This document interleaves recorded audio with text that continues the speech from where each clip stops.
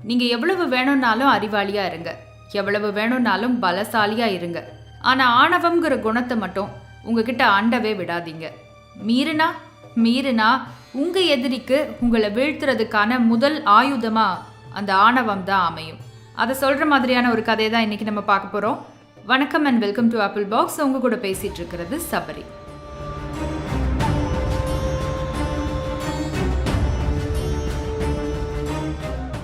முன்னொரு காலத்துல கௌசிகன் அப்படின்னு ஒரு அரசர் இருந்தாரு. தன்னுடைய நாட்டு மக்களை நல்லா சீரும் சிறப்புமா ஆட்சி செய்துட்டு வந்தாரு. ஒரு நாள் அந்த அரசருக்கு வேட்டைக்கு போகணும் அப்படின்னு ஆசை வந்தது. தன்னுடைய பரிவாரங்கள் எல்லாத்தையும் கூப்பிட்டுக்கிட்டு பக்கத்துல இருந்த ஒரு காட்டுக்கு வேட்டைக்கு போனாரு. அன்னைக்குன்னு பார்த்து அவங்களுக்கு எந்த மிருகமும் அகப்படல.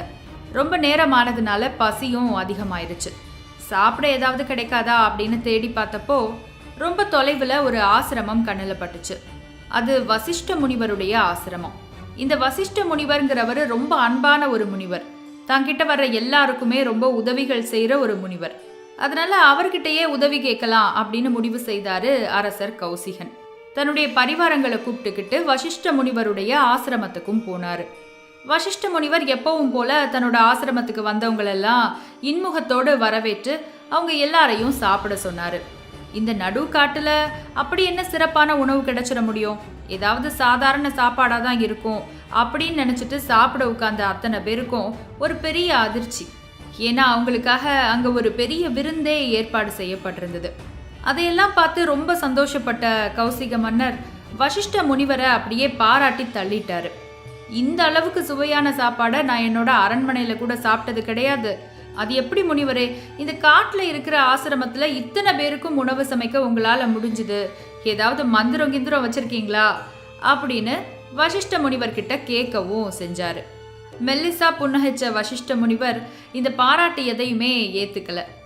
என்னோட பங்குன்னு இதுல என்ன இருக்கு, நீங்க ஒருவேளை பாராட்டுறதா இருந்தாலும் சரி, நன்றி சொல்றதா இருந்தாலும் சரி, நந்தினிக்கு தான் சொல்லணும் அப்படின்னு சொன்னாரு. இப்போ இந்த கௌசிக மன்னருக்குள்ள ஒரு சின்ன ஆசை, இந்த நந்தினின்னா யாரா இருக்கும், நம்ம பார்க்கணுமே அப்படின்னு.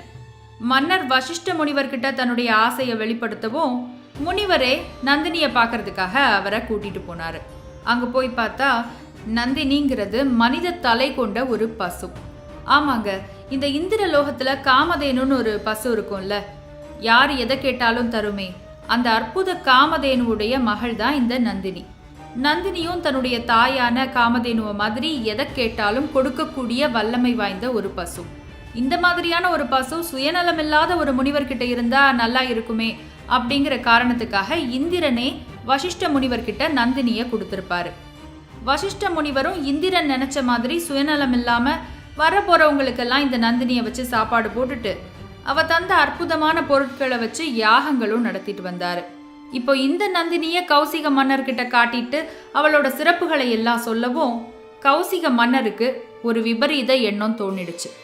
இவ்வளோ சிறப்புகளெல்லாம் இருக்கக்கூடிய பசு இந்த நடு காட்டுல ஒரு முனிவர்கிட்ட இருந்து யாருக்கு என்ன லாபம், இந்த பசுவை பேசாம நம்ம கூட்டிட்டு போயிட்டோம்னா நாட்டுல வச்சு நாட்டு மக்கள் அத்தனை பேருக்கும் நல்லது செய்யலாமே அப்படின்னு அவரு நினைக்க ஆரம்பிச்சாரு.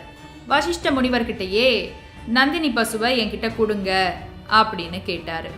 வசிஷ்ட முனிவருக்கு அந்த பசுவை தான் மட்டும்தான் வச்சிருக்கணும் அப்படிங்கிற எண்ணம் எல்லாம் கிடையாதுங்க. ஆனா சுயநலமில்லாத ஒருத்தர்கிட்ட தான் அந்த பசு போகணும் அப்படிங்கிறது மட்டும் அவருக்கு தெரியும். அதனால பசுவை தர முடியாது அப்படின்னு சொன்னாரு. கௌசிக மன்னருக்கு கோவம் தலைக்கேறுச்சு. அது எப்படி மன்னன் நான் கேட்டு பசுவை தராம இருக்க முடியும் அப்படின்னு சொல்லிட்டு தன்னுடைய காவலாளிகளை சொல்லி பசுவை வலுக்கட்டாயமா இழுத்துட்டு வர சொன்னாரு. ஆனா நந்தினியை யாராலையும் அசைக்க முடியல. அடிச்சு பாக்குறாங்க, துன்புறுத்தி பாக்குறாங்க, எதுக்கும் நந்தினி அசைறதாவே இல்லை. கௌசிக மன்னர் ஆத்திரத்தோட உச்சிக்கே போயிட்டாரு. இந்த முனிவரும் பசுவுமா சேர்ந்து நம்மளை விளையாட்டு காட்டுறாங்களே அப்படின்னு நினைச்சிட்டு ஒரு பெரிய படையை கூப்பிட்டுக்கிட்டு முனிவரை எதிர்த்து சண்டை போடுறதுக்காக வந்துட்டாரு. ஆனா அவர் கூட்டிட்டு வந்ததை விடவும் 10 மடங்கு படையை ஏற்பாடு செஞ்சு வச்சிருந்தா நந்தினி. அதை பார்த்து கௌசிகருக்கு வெக்கமா போச்சு. நம்ம என்னதான் பெரிய வீரனா இருந்தாலும், என்னதான் படையளவு நம்ம கிட்ட இருந்தாலும், இந்த வசிஷ்ட முனிவருடைய தவ வலிமைக்கு முன்னாடி நம்ம சுருங்கி போயிட்டோமே அப்படிங்கிற எண்ணம் அவருக்கு வேதனையை கொடுத்துச்சு. அன்னைக்கு அவர் ஒரு சபதத்தை போட்டாரு. என்னைக்காவது ஒரு நாள் நான் வசிஷ்டரை தோற்கடிச்சு காட்டுவேன், இந்த வசிஷ்டரை மாதிரியே நானும் ஒரு பிரம்ம ரிஷியாவேன். அதுவும் இந்த வசிஷ்டருடைய வாயாலேயே பிரம்ம ரிஷிங்கிற பட்டத்தை நான் அடைவேன் அப்படிங்கிறது தான் கௌசிகன் போட்ட சபதம். அந்த சபதத்தை போட்டதோட மட்டும் நிறுத்தாம அவர் உண்மையாவே தன்னுடைய நாட்டை விடுத்து தன்னுடைய மக்களை விடுத்து இமயமலைக்கு தவம் செய்யறதுக்காகவும் போனாரு. இப்படியே ஆண்டுகள் கடந்து போச்சு. பல்லாயிரம் வருடங்கள் தவம் புரிஞ்சு நிறைய தவ வலிமையை சேர்த்து வச்சிருந்த கௌசிகனோட பேரு விஸ்வாமித்ரர் அப்படின்னு ஆச்சு. ஆமாங்க, இந்த கௌசிகன் தான் விஸ்வாமித்ர முனிவர். ஆனா என்னதான் தவ வலிமையை சேர்த்து வச்சிருந்தாலும் அவர் சபதம் போட்ட மாதிரி அவரால் இன்னும் பிரம்ம ரிஷியாக முடியவே இல்லை. அதுக்காக அவர் மறுபடியும் கடுமையான தவங்களை செய்துக்கிட்டே தான் இருந்தார். இப்படி போயிட்டு இருக்கும்போது தான் ஒரு நாள் தேவலோகத்தில் இருக்கிற தேவர்கள் எல்லாருக்கும் ஒரு பயம் வந்துச்சு. அவங்கள ஒரு சாரார் நேராக பிரம்மதேவன்கிட்ட போய், இந்த மாதிரி பிரம்ம ரிஷி ஆகணும்னா அதுக்குன்னு நிறைய தகுதிகள் இருக்கு, அந்த தகுதியெல்லாம் விஸ்வாமித்ர முனிவர்கிட்ட இல்லவே இல்லை, நீங்கள் பாட்டுக்கு பிரம்ம ரிஷின்னு பட்டத்தை கொடுத்துடாதீங்க அப்படின்னு வேண்டுனாங்க. பிரம்மதேவர் மெல்லிசா சிரிச்சுக்கிட்டு, நீங்க சொல்றதெல்லாம் என்னால் கேட்க முடியாது, உண்மையாவே விஸ்வாமித்ர முனிவருக்கு தேவையான அளவுக்கு தவ வலிமை இருந்தா நிச்சயமா பிரம்ம ரிஷிங்கிற பட்டம் அவருக்கு கிடைச்சுதான் தீரும் அப்படின்னு சொன்னாரு. தேவர்களுக்கு இது மேலும் வருத்தத்தை கொடுத்துச்சு. நேரா விஷ்ணு கிட்ட போய், விஸ்வாமித்ர முனிவருக்கு பிரம்ம ரிஷி பட்டம் கிடைக்க கூடாதுன்னா நாங்க என்ன செய்யணும் அப்படின்னு கேட்டாங்க. விஷ்ணு பகவானும் பிரம்மதேவன் சிரிச்ச மாதிரியே மெல்லிசா சிரிச்சுட்டு, நீங்கெல்லாம் ஒன்றும் பண்ண வேண்டாம், ஒரு மனுஷனுக்கு பெரிய எதிரியே அவனோட ஆணவம் தான், விஸ்வாமித்ர முனிவருக்கு ஆணவங்கிறது இன்னும் போகலை, அதனால அந்த ஆணவமே நீங்க நினைச்சதெல்லாம் செஞ்சிரும் அப்படின்னு சொல்லி அனுப்பி வச்சாரு. தேவர்களும் இந்த விஸ்வாமித்ர முனிவருடைய ஆணவம் தூண்டப்படுற அந்த சமயத்தை எதிர்நோக்கி காத்திருந்தாங்க. அதற்கான நாளும் வந்தது. அந்த நாள் அன்னைக்கு திரிசங்கு அப்படின்னு ஒருத்தன் விஸ்வாமித்ர முனிவரை வந்து சந்திச்சான். இந்த திரிசங்கு யாரு அப்படின்னா ஒரு அரசன். இந்த திரிசங்குக்கு தன்னுடைய பூவுடலோட, அதாவது இந்த உடம்போடையே சொர்க்கலோகத்துக்கு போகணும் அப்படின்னு ஆசை. நம்ம எல்லாருக்குமே தெரியும், ஒரு மனுஷன் இறந்த பின்னாடி வெறும் உயிராவோ ஆன்மாவோ மட்டும்தான் மேலுலகத்துக்கே போக முடியும். ஆனால் இந்த திரிசங்குக்கு தன்னோட உடம்பு மேலே அப்படி ஒரு தீராத காதலோ என்னவோ, உடம்போடையே தான் சொர்க்கலோகத்துக்கு போகணும் அப்படிங்கிற எண்ணம் அவனுக்கு. இதுக்காக அவனும் எத்தனையோ முயற்சிகள் செய்து பார்த்தான். முனிவர்கள்லையே சிறந்தவராக இருக்கக்கூடிய வசிஷ்ட முனிவருக்கு போய் சேவைகள் செய்தான். அவர்கிட்ட இந்த உதவியை கேட்டான். தர்ம நியதிப்படி உடம்போட ஒருத்தன் சொர்க்கத்துக்கோ நரகத்துக்கோ போக முடியாது, நீ இறந்து போன பின்னாடி தான் உனக்கு சொர்க்கம் கிடைக்கும், அதனால இதை மாதிரியே யார்கிட்டயாவது போய் கேட்டுட்டு தெரியாத அப்படின்னு சொல்லி வசிஷ்டர் மறுத்துட்டாரு. வசிஷ்டர் கூட பரவாயில்ல போல இருக்கு, வெறுமனே வாயால் சொல்லி விட்டுட்டாரு. அவரோட புதல்வர்கள் எல்லாருமா சேர்ந்து, இவனோட உடம்பு நல்ல அழகாவும் இளமையாகவும் இருக்க போய் தானே இவனுக்கு இந்த எண்ணம் வந்தது, அதனால இவனுக்கு முதுமையும் அகோர தோற்றமும் வரட்டும் அப்படின்னு சாபம் கொடுத்து அனுப்பிட்டாங்க. ஆக மொத்தத்தில் திரிசங்குவோட உடம்பு முதுமையாகவும் அகோரமாகவும் மாறிடுச்சு. இப்படிப்பட்ட முதுமை அகோரம் இந்த மாதிரியான வடிவத்தில் தான் விஸ்வாமித்ர முனிவரை வந்து சந்திச்சான் திரிசங்கு. முனிவருக்கு முதல்ல அவனை அடையாளமே தெரியல. அதுக்கப்புறம் எப்படியோ கண்டுபிடிச்சிட்டாரு இவன் திரிசங்குன்னு.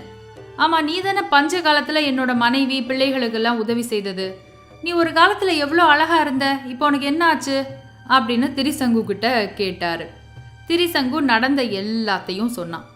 என்ன உடம்போட சொர்க்கத்துக்கு அனுப்ப வசிஷ்டராலையும் அவரோட மகன்களாலையும் தான் முடியல, நீங்கள் தான் இப்போ பெரிய முனிவராக இருக்கீங்களே, உங்களாலையாவது என்னை அனுப்ப முடியுமா அப்படின்னு உதவியும் கேட்டான்.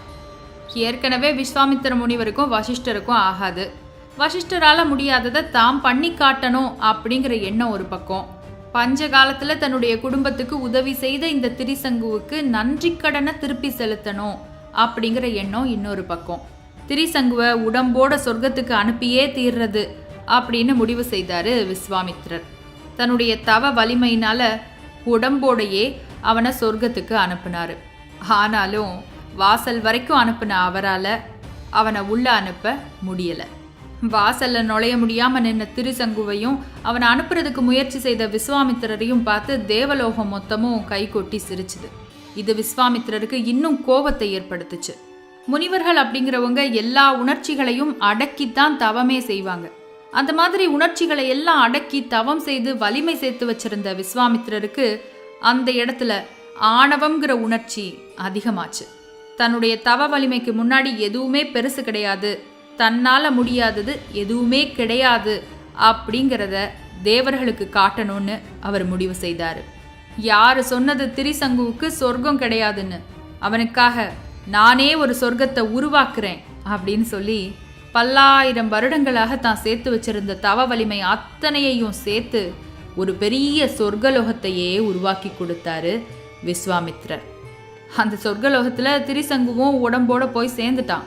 ஆனால் அந்த சொர்க்கலோகம்தான் மேலே இருக்கிற தேவலோகத்தை மாதிரியும் இல்லாமல், கீழே இருக்கிற பூமியை மாதிரியும் இல்லாமல், நடுவில் அப்படியே அந்தரத்தில் ஆடிக்கிட்டு இருந்தது.